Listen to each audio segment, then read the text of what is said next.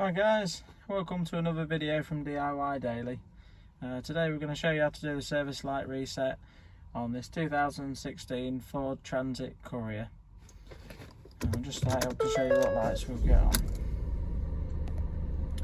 So I've got a little the oil and spanner light on the dash there, and it also comes up with engine oil change there as well. So to start with, I've turned the ignition off. Just turn the ignition on, stage 2.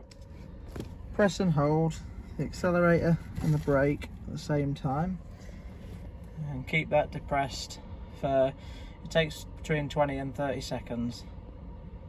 We'll see what happens.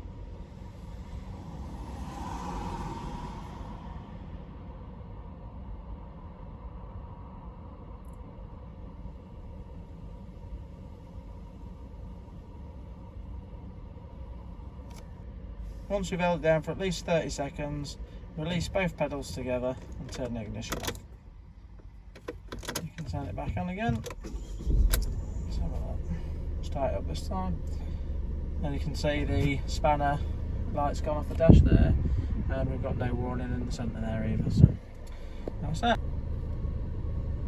Thanks for watching guys, and we'll see you next time.